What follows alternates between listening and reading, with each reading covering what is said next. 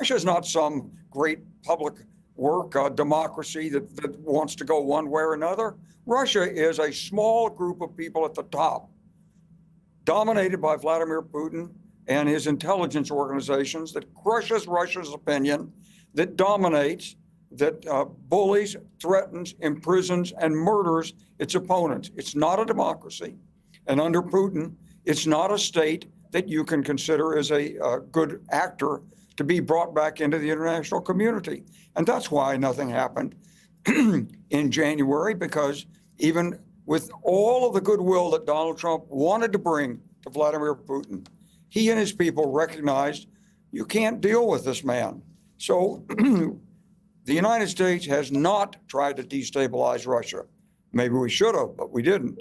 But Putin's going to do a good enough job himself by continuing to draw off people, by exposing the Russian people to these casualties.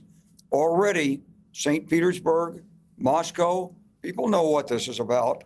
Given the slightest setback, Putin will be pushed aside, would be my expectation. So he's afraid to have a ceasefire. He's afraid to pull back on his objectives. He's afraid to let the Russian people know the truth about the sacrifices there. So let's not say Russia is don't look at this like there's Russia, there's Britain, there's France. No, there isn't. There's France, there's Britain, there's the United States, and then there's Putin. He General, more you really think that Ukraine than Hitler represented everybody in Germany.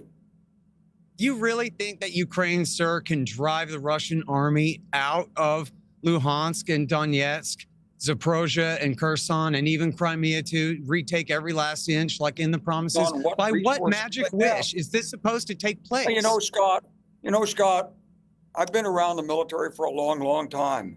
And I've been around some of the people in Ukraine for a long time.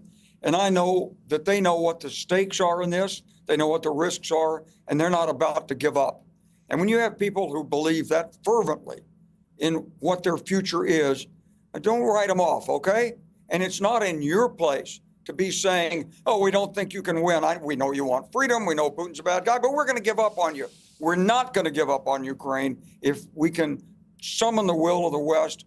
This is our civilization. Ukraine is fighting General, for. Just a second, Scott. Just a second. You give up on Ukraine. The next thing is the Baltics. And by the way, the Russians have already published video propaganda showing how Russians would parachute into Gotland, take Gotland.